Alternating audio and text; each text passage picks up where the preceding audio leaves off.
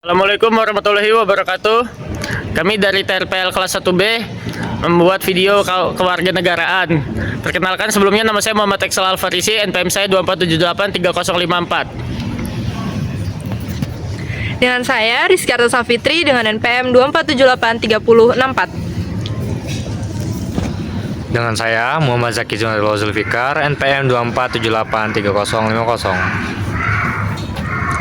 Saya Rafif Rahman Yusuf dengan NPM 24783061.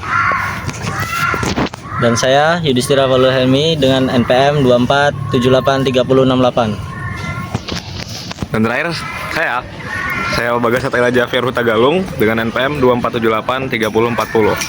And we are. Selamat menyaksikan. Dadah. Ciao. Oh iya, kalian tahu nggak sih deadline tugas PT itu kapan di LMS? Nggak tahu, belum ngecek, coba cek dulu. Coba sekarang ngecek lah. Assalamualaikum. Waalaikumsalam. Kalian udah dari tadi? Udah. Duduk. Oh iya, tadi pas di jalan ke sini gua nemu satu topik diskusi yang kayaknya seru deh kalau kita bahas. Kita bakal bahas relevansi antara hukum dan hak asasi manusia. Apakah hukum itu benar-benar berlaku atau hanya sebagai alat gitu doang nggak sih? Hukum harusnya melindungi HAM, Bagas. Tapi nyatanya hukum yang digunakan untuk menekan yang lemah. Gak usah naif sih, Pi. Gak semua kebebasan bisa diakomodasikan tanpa batas. Bisnis gua aja sering bangkrut gara-gara aktivis kayak lo. Santai dong, sabar. Oh iya, Ki, kayaknya cerita lo relevan deh di topik obrolan kita kali ini. Oh iya, gue waktu itu cerita sama lo ya tentang temen gue yang waktu itu dipecat tanpa alasan. Terus waktu dilaporin, dia malah kayak diintimidasi gitu sama perusahaannya.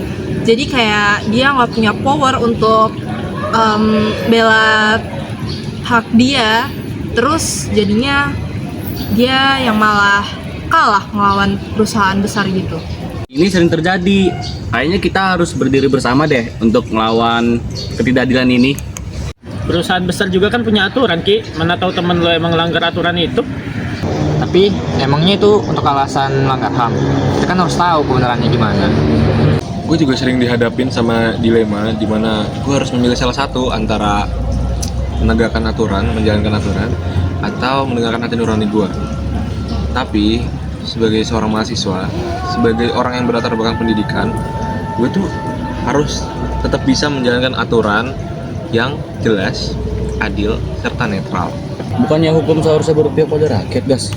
Tapi kenapa banyak kasus seperti kasus temennya Rizky belum terselesaikan? Hukum ibarat adalah pedang yang bermata dua. Ibarat pedang itu ada yang bisa melindungi, ada juga bisa yang melukai. Tergantung siapa yang memegangnya di antara hukum itu sendiri. Kesimpulannya, hukum dan HAM itu saling berkesinambungan. Kita itu butuh hukum untuk menegakkan HAM. Tapi kita juga harus mampu memastikan bahwa hukum tersebut itu adil, sehingga keadilan hak asasi manusia dapat terpenuhi dan tercapai.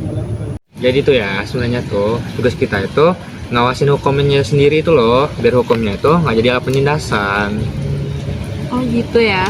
Jadi sekarang gue jadi tahu ternyata masih banyak ya yang peduli tentang penegakan hukum dan HAM di Indonesia ini kayak kalian. Ngomong-ngomong, itu pemikiran yang bagus. Jadi hukum adalah alat, bukan tujuan, dan manusia adalah yang paling utama. Thank you ya Mas Idis. Gue bakal ingat terus sih kata-kata itu. Oh iya, ini kebetulan udah sore nih. Gimana kalau kita langsung ke Albana aja, kita siap-siap sholat asar?